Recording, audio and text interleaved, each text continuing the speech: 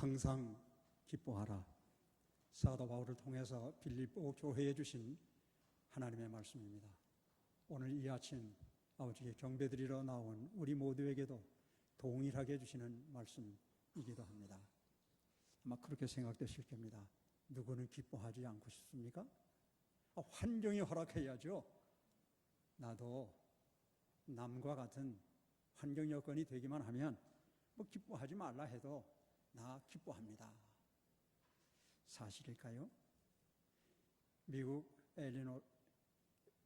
애리조나주 선벨이라고 하는 마을이 있습니다. 아마 그곳에 가서 살 수 있는 자격을 획득했다면 우리 모두 항상 기뻐할 수 있을 겁니다. 그것은 백만장자도 아닌 억만장자여야만 들어갈 수 있습니다. 뿐만 아니라 55세 이상 되어야만 들어갈 수 있는 것입니다. 우리 사람이 살 수 있는 모든 삶의 여건, 재반시설 완벽하게 갖추어졌습니다. 편의시설 말할 것도 없습니다. 의료시설도 최고로 갖춰졌습니다. 고명한 의사들이 항상 대기하고 검진해주고 또 조금 몸에 이상이 있기만 하면 또 진찰하고 또 처방하고 또 좋은 약을 복용할 수 있는 모든 것을 만들어 놨습니다. 그곳에는 뭐 어린아이들 떠들어서 골치 아픈 일도 없습니다. 뭐 볼성 산업계 젊은이들이 아무 데서나 애정 표현에 눈살 찌푸리게 하는 일도 없습니다. 뭐 길거리에서 뭐 가판대 놓고 뭐 먹는 거 팔아서 냄새나게 하는 일도 거기는 없습니다. 자동차도 시속 25마일, 25km 이하로만 달리게 만들어주는 그런 곳입니다. 거기는 노숙자 물론 없습니다. 누가 들어가도 야 이상촌이다. 참 이런 데가 세상에 또 있을까? 그렇다면 그곳에 사는 분들 항상 기뻐할 수 있지 않겠습니까? 그런데 이상한 일이 전개됩니다. 아니 충격적인 일입니다. 그곳에 사는 분들이 그 밖에 사는 사람들에 비해서 더 행복감을 느끼고 더 건강하고 더 활력 있는 삶을 살면 얼마나 좋겠습니까? 그런데 각종 병에 그런가 하면 치매에 걸리는 사람들이 많이 발생하고 있습니다. 우리나라의 이시형 박사님 아마 많이들 아실 겁니다.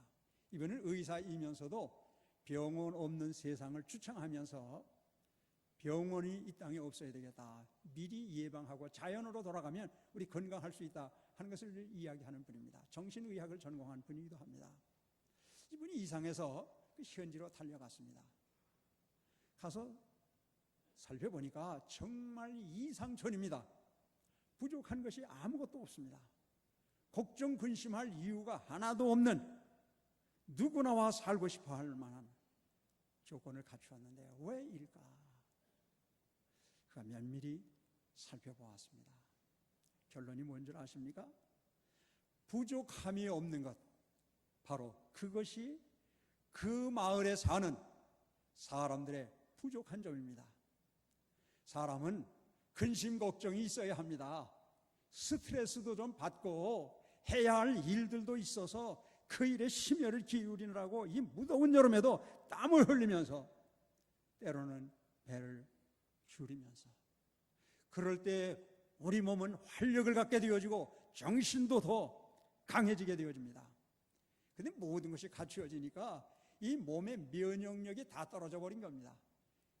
우리 몸을 강하게 지탱해주는 이 면역력이 좀 긴장하면서 주인 되는 우리의 몸을 건강하도록 이렇게 만들어줘야 되는데 뭐 아무 걱정도 없는 우리 주인, 그저 우리도 열중시옷하고 낮잠이나 자자 하고 이 면역력이 작동을 안 하다 보니까 더 많은 병에 걸리고 치매에 걸리고 그럽니다.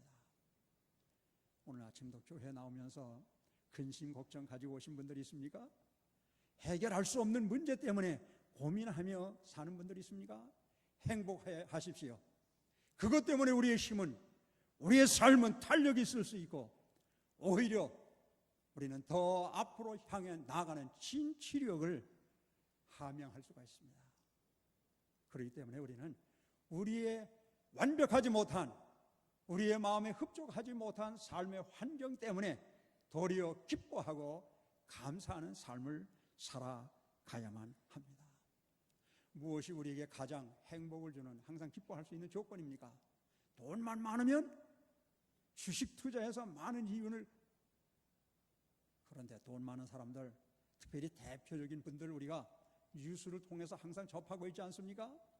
그 가정, 부부관계가 별로 원만하지 못한 가정, 그리고 깨어지는 가정들이 부모와 자녀 간에 소송을 하고 부부 간에 재판하는 이런 일들이 얼마나 많이 있습니까? 차라리 돈이 없으면 서로 아끼고 서로 사랑하고 서로 돌봐주는데 돈이 왼수가 되어진 가정들이 얼마나 많이 있습니까? 과거 우리 가난할 때는 가정 깨진다는 말을 그냥 그저 책에서나 볼까 없었습니다. 그런데 요즘 풍족한 삶을 사는 가정일수록 오히려 가정이 지옥입니다. 이 사회가 그러합니다. 뭐 높은 지위와 명예만 있으면, 나도 누구만큼 인기를 누릴 수 있는, 나도 권세가 있기만 하면, 아닙니다. 나도 많이 누구만큼 배웠으면, 아닙니다. 지식 많으면 번뇌만 많다고도 말씀했습니다. 우리는 행복의 조건이 무엇인 줄 알아야 됩니다. 오늘 아침도 아버지 집에 나와 예배드리는 우리 모두 인생 최고 최대의 축복을 소유한 줄 믿어야 됩니다. 무엇이 인생 최고 최대의 축복일까요? 에베소서 1장 3절부터 보면 하나님은 그리스도 예수 안에서 우리에게 신령한 복을 주셨다고 말했습니다. 이건 돈으로 얻을 수 없습니다. 지식으로, 무슨 권세로? 아닙니다. 하나님이 창세전에 우리를 그리스도 예수 안에서 그 기쁘신 뜻대로 우리를 택하셨습니다. 그리고 우리를 예정하셨습니다. 그리고 우리를 부르셨습니다. 그리고 하나님의 아들들이 되게 해 주셨습니다. 딸들도 아들에 포함되어지는 하나님의 말씀입니다. 우리 인생은 그저 70입니다. 연수가. 그저 강건해야 80인데 그 연수의 자랑은 수고와 슬픔뿐이고 신속히 가는데 날아간다고 시편 기자는 90편 10절에서 탄식했습니다. 연세 높으신 어르신들, 인생 지금까지 살아오시느라고 얼마나 지겹고 지루한 인생을 살아오셨습니까? 생각만 해도 뒤돌아보고 싶지 않은 인생, 그렇습니까? 알면서 뭐 그런 말을 하고 아마 그러실 겁니다. 잠깐 눈 깜짝할 사이에 벌써 세월이 쏜살같이 제 먼저 달려나가 오늘 우리 모두가 여기에 이르렀습니다. 한 번 죽는 것은 사람에게 정한 것이고 그 이외에는 심판이 있다고 히브리서 기자는 엄히 말씀하고 있습니다. 우리는 마지막 심판대 앞에 서야 할 존재들. 근데 우리를 사랑하셔서 하나님은 이 세상을 짓기 전에 우리를 그리스도 예수 안에서 택하시고 예정하시고 부르셔서 그 아들 되게 하셨습니다. 우리가 아직 죄인 되었을 때 그리스도께서 우리를 위해 죽으심으로 하나님이 우리에 대한 사랑을 확증하셨다고 로마서에 기록이 되어져 있습니다. 너희가 그 은혜를 인하여 믿음으로 말미암아 구원을 얻었나니 이것이 너희에게서 난 것이 아니요 하나님의 선물이라. 행위에서 난 것이 아니니 이는 누구든지 자랑하지 못하게 하려 함이니라. 에베소서 2장 8절로 9절까지 있는 말씀입니다. 우리가 무슨 공로로 구원 얻습니까? 아닙니다. 구원 얻었기 때문에 주 앞에 예배하며 오늘도 이른 아침 서둘러 아버지 집에 올라오게 되어졌습니다. 거저 주시는 은혜, 창세전부터 우리를 택하시고 우리를 예정하시고 우리를 부르셔서 오늘도 주 앞에 나와 경배 드리게 해주셨으니 얼마나 감사합니까? 하나님이 세상을 이처럼 사랑하사 독생자를 주셨으니 이는 저를 믿는 자마다 멸망하지 않고 영생을 얻게 하려 하십니다. 하나님 말씀의 요약 아닙니까? 핵심 아닙니까?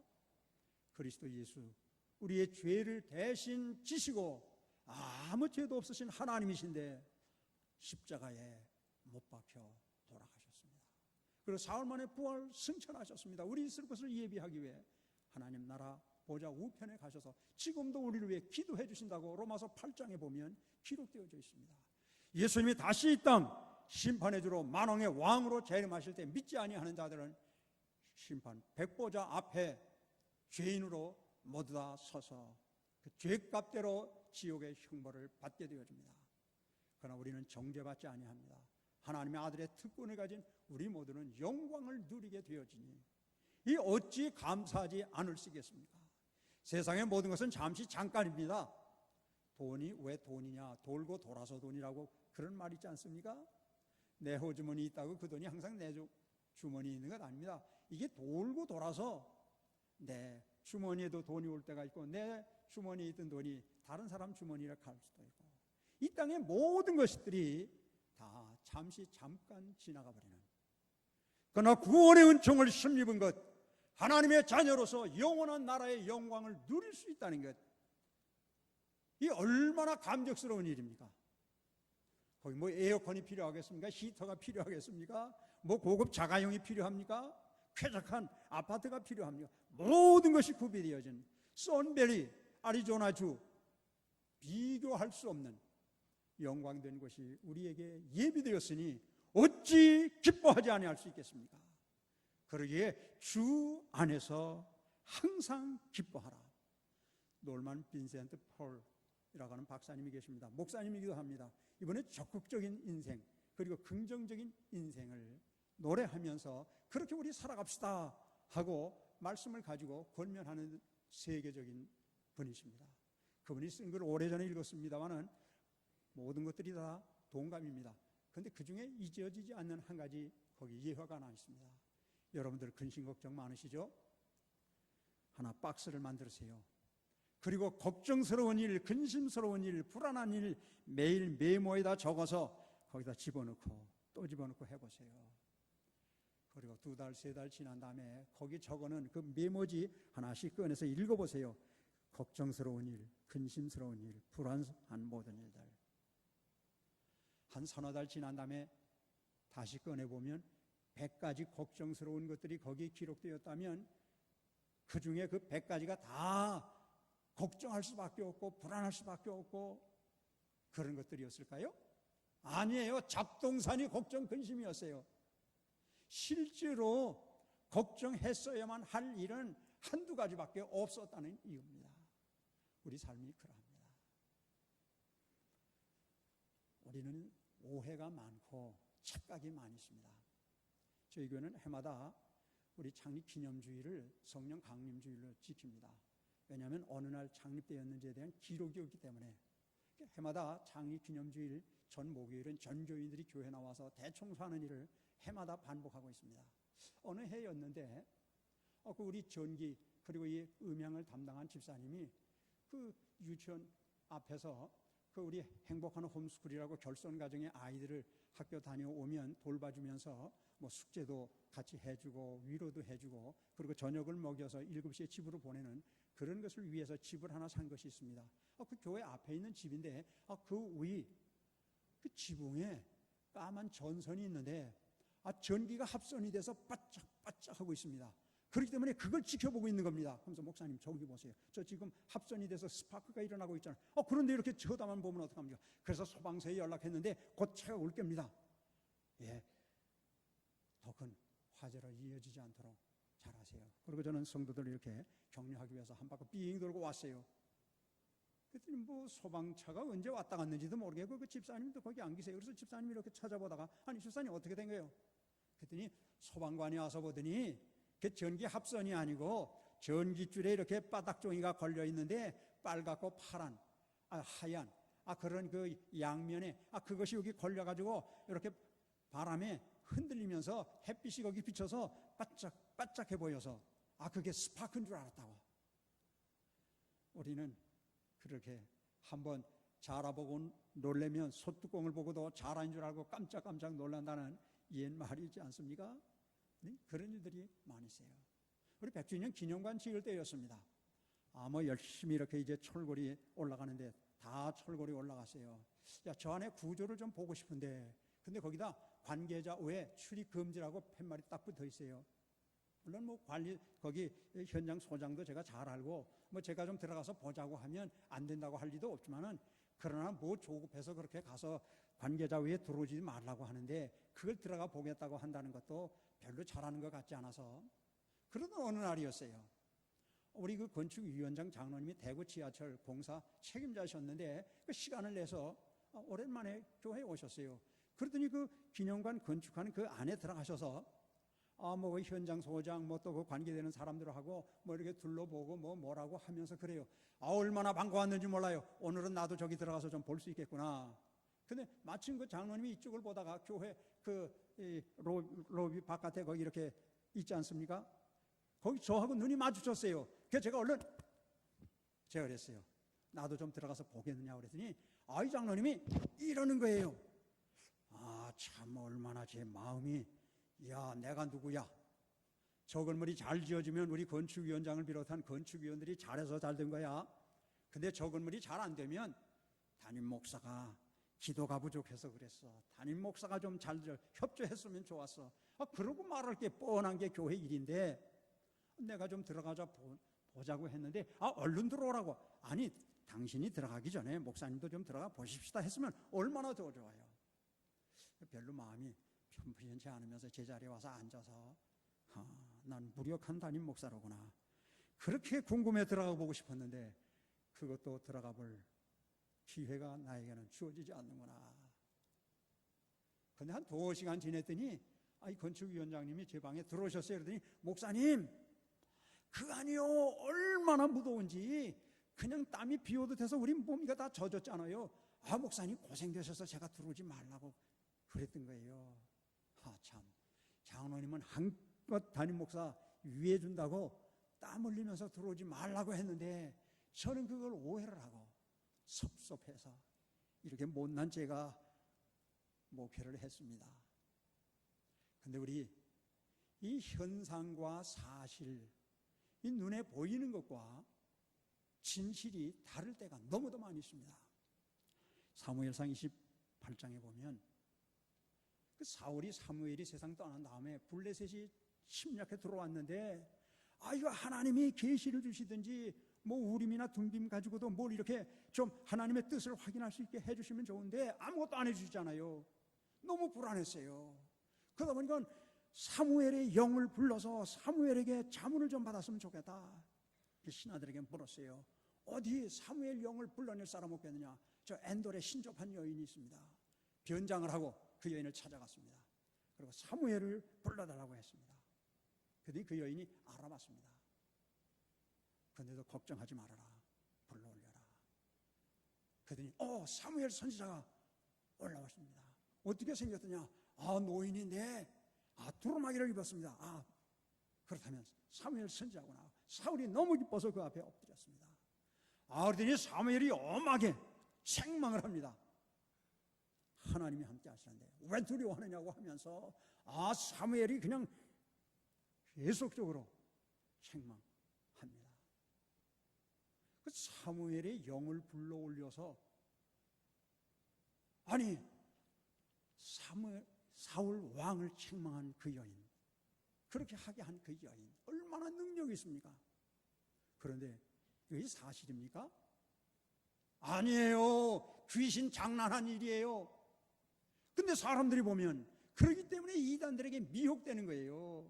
자기가 그리스도라고 하고 자기가 선지자라고 하면서 사람들을 미혹하고 교회를 혼란하게 하는데 눈으로 보면 정말 같거든요. 기자와 이적을 행하지 않나 하나님의 말씀을 들고 외치지 아니하나. 아니에요. 우리는 분별할 줄 알아야 돼요. 일어나는 현상들, 되어져가는 모든 일이 진실이 아닐 수 있다는 사실, 하나님의 섭리의 역사, 진실이 무엇인지 사실이 무엇인지 밝히 알고 우리는 인생을 살아가야만 합니다. 주님을 섬겨야만 합니다.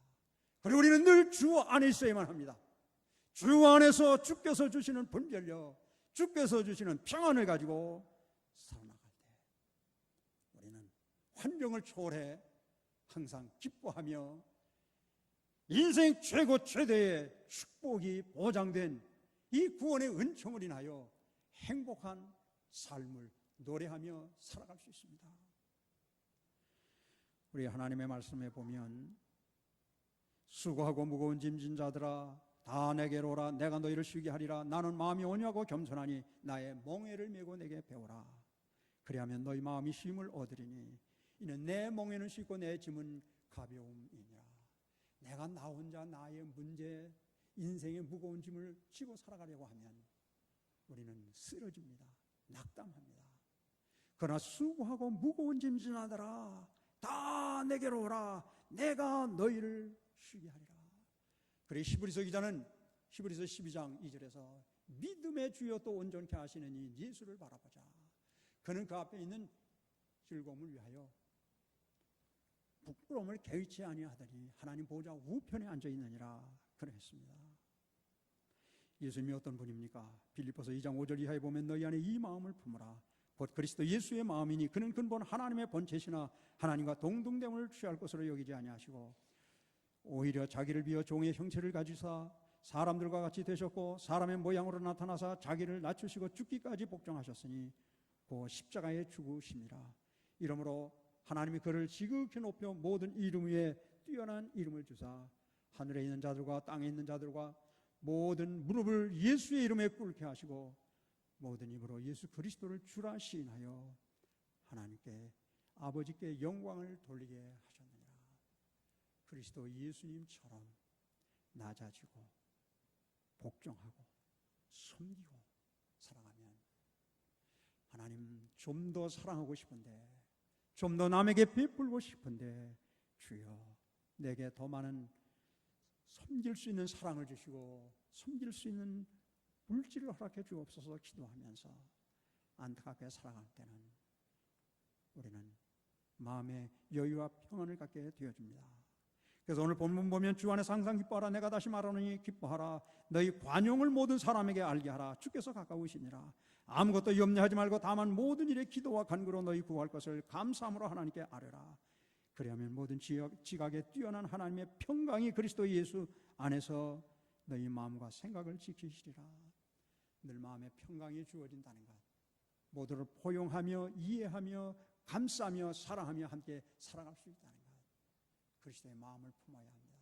그리스도처럼 낮아지면서 죽기까지 말씀에 순종하고 주의 몸 대신 교회를 뜨겁게 사랑하며 살아나갈 때 우리는 오히려 부족을 초월해서 더 크게 하나님의 영광을 드러낼 수가 있습니다. 사도 바울은 오늘 본문 그 밑에 보면 10절에 내가 주 안에서 크게 기뻐하면 너희가 나를 생각하던 것이 이제 다시 싸게 남이니 너희가 또한 이를 위하여 생각은 하였으나 기회가 없었느니라. 내가 궁핍함으로 말하는 것이 아니라 어떠한 형편이든지 나는 자족하기를 배웠느니 나는 비천에 처할 줄도 알고 풍부에 처할 줄도 알아. 모든 일고 배부름과 배고픔과 풍부와 궁핍에도 처할 줄 아는 일체의 비결을 배웠노라. 내게 능력 주시는 자 안에서 내가 모든 일을 모든 것을 할 수 있느니라. 그리스도 안에 거할 때 우리는 풍족하거나 궁핍하거나 배가 부르거나 배가 고프거나 기뻐할 수 있습니다. 하나님의 영광만을 위해서 살아갈 수 있습니다. 우리 인생의 목적이 어디에 있습니까? 너희 몸은 너희가 하나님께로부터 받은 바 너희 가운데 계신 성령의 전인 줄 알지 못하느냐? 우리 몸이 귀한 것은 우리 안에 성령님이 내재해 계십니다.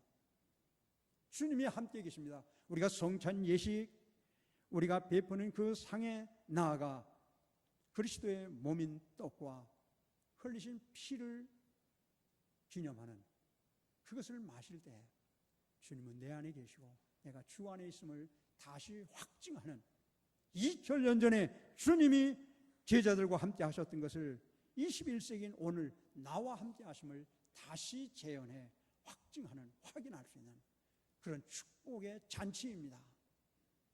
그렇기 때문에 주님이 내 안에 계시다는 사실을 기억하면서 우리는 가난하다고 하나님의 영광을 못 드러내는 거 아니에요. 부하다고 하나님의 영광 드러낼 수 있는 것 아니에요.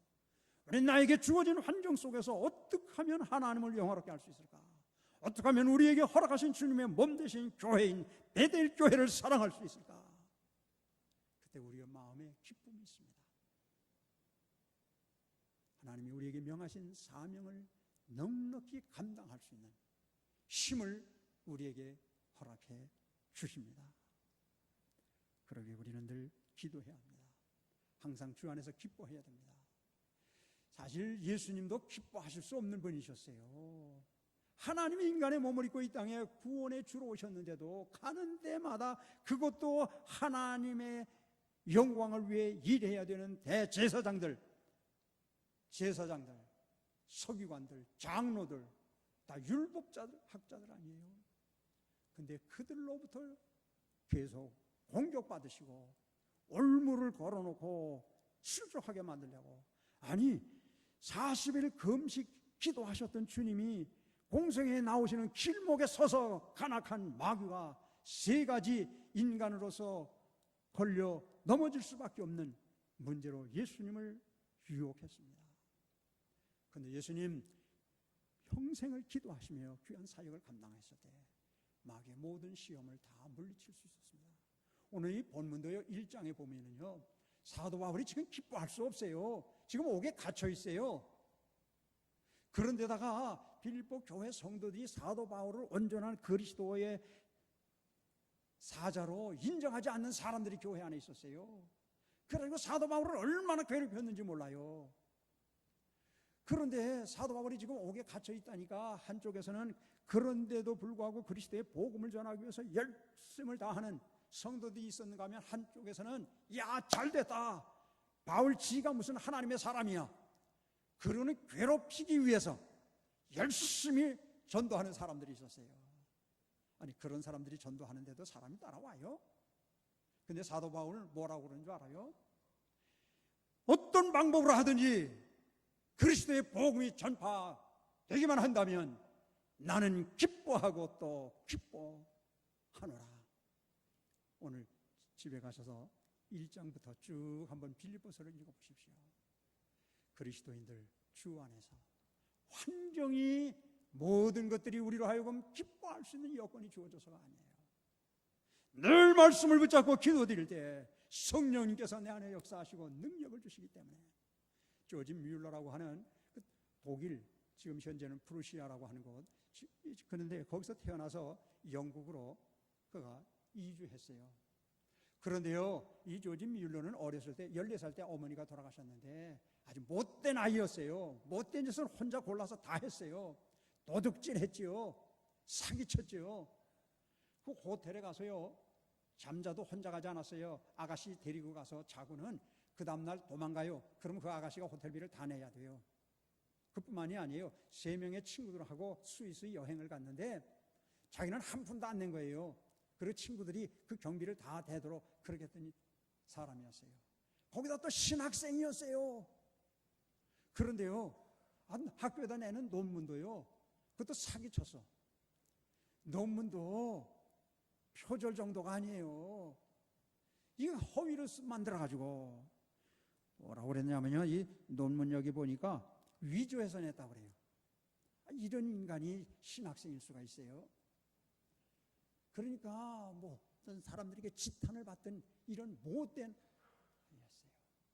근데 스위스 사흘 이렇게 세 친구와 여행하고 돌아온 다음에 그래도 친구라고 그를 데리고 어느 모임에 가자고 하는 날 이 뮬러가 따라갔어요. 그랬더니 거기 있는 사람들이 얼마나 진지한지 모르겠어요. 그리고 마음을 열고 자기를 받아주는데 어떻게 이렇게 사람들이 순수할 수 있을까? 진심으로 나를 환영하다니 내가 어떤 인간인데. 그리고 그들이 찬송을 부르는데 그렇게 기쁨이 넘쳐요. 그 기도하는데 얼마나 진지했는지 몰라요. 그날 그의 마음이 녹아졌어요. 그리고 요한복음 3장 16절의 말씀을 읽는 소리를 들으면서 그는 가슴이 뻥 뚫리는 것 같은 감동을 받았어요. 그리고 또 다른 친구가 계속해서 성경 공부에 우리 같이 가자 그러 했었어요.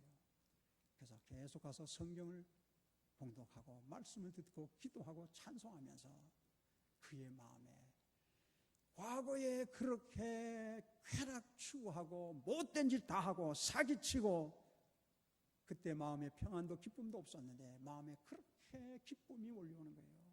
그래서 그는 하나님의 말씀을 보면서 늘 기도를 이렇게 했어요. 하나님, 내가 무슨 큰 능력으로 하나님 일을 하고 싶지 않습니다. 내 마음에 먼저 기쁨을 주십시오. 이 말씀이 내게 살아 역사함으로 내 마음에 온전한 기쁨이 충만하게 해주시옵소서. 늘 그렇게 기도했어요. 그러더니 그가 고아들이 눈에 보이기 시작한 거예요. 그가 이 고아들을 돌보기 위해서 그가 고아원을 만들었어요. 그가 처음에 고아원을 시작했을 때 15실링 가지고 고아원을 시작했어요. 돈이 있었던 것 아니에요. 그런데요, 그가 일생 동안 2,000여 명의 고아들을 먹이고 입히고 공부시켰어요. 그는 돈이 없는데 하나님 앞에 엎드려 기도하기만 하면 하나님이 기적처럼 역사하셨어요. 한 번도 풍족하지 않았어요. 그런데 그가 마지막 마쳤을 때 그가 얼마만한 그간에 하나님이 주신 물질로 아이들을 살폈느냐면 150만 파운드. 이 지금 돈으로 환산하면 우리 돈으로 1,300억 원이에요. 그럼 2,000여 명의 아이들을 먹였어요. 그는 늘 아이들에게 먹일 것이 저녁에 떨어져서 아침이면 이 아이들에게 무엇으로 빵을 먹이고 무엇으로 우유를 먹일 수 있을까? 그러면 밤새도록 하나님께 엎드려 기도하는 거예요. 그러면 어느 날은 새벽에 누가 와서 문을 두들기더래요. 나가봤더니 우유통을 이렇게 큰 걸 2개를 들고, 아니 웬일이십니까?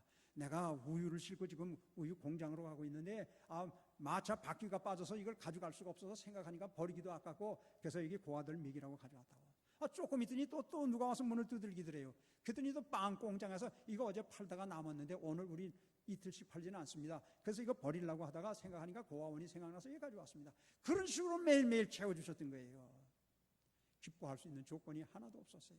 아이들에 대한 뜨거운 그리스도의 사랑 때문에 그들 돌보려고 해도 하나님이 풍족한 물질을 안 주셨어요. 그럼에도 그는 낙심하지 아니하고 주 안에서 늘 기뻐했어요. 늘 기뻐하며 일했을 때. 그리고 나중에는요, 이 고아원을 다른 사람에게 맡겼어요. 그리고 영국에서 저 호주로 뉴질랜드로 인도로 다니면서 복음을 전하는 42개 나라를 다니면서 복음 전하는 일에 최선을 다해 귀한 역사 이루었어요. 우리 늘 부족해요. 늘 궁핍할 수밖에 없는, 더욱이 이 시대 상황이 우리 마음에 안위를 주지 못해요. 그러나 주 안에서 기도하면 아무것도 염려하지 말고 다만 모든 일에 기도와 간구로 너희 구할 것을 감사함으로 하나님께 아뢰라. 그리고 너희의 관용을 모든 사람을 포용하는 마음을 갖기만 하라. 그러면 하나님의 평강이 그리스도 예수 안에서 너희 마음과 생각을 지켜 항상 기뻐할 수 있도록 만들어주신다 약속하고 있습니다. 어려운 시대를 우리 함께 살아가고 있습니다. 하나님은 오늘도 우리에게 주 안에서 항상 기뻐하라 말씀하십니다. 항상 말씀 붙잡고 간절히 기도드림으로 하나님이 주시는 기적을 매일 새롭게 체험하며 기쁨과 감격이 넘치시는 성도님들 되시기를 주의 이름으로 축원합니다. 아버지 하나님, 어려운 시대를 살아가고 있습니다. 결코 기뻐할 수 없는 시대의 상황입니다.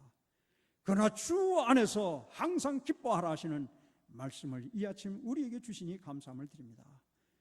우리 모두 염려하지 말고 다만 모든 일에 기도와 간구로 우리의 구할 것을 감사함으로 하나님께 아뢰므로 기적의 역사를 체험하며 항상 기뻐하며 살아가는 우리 모두 되게 하여 주시옵소서. 우리 구원의 주 예수 그리스도의 이름으로 기도드리옵나이다. 아멘.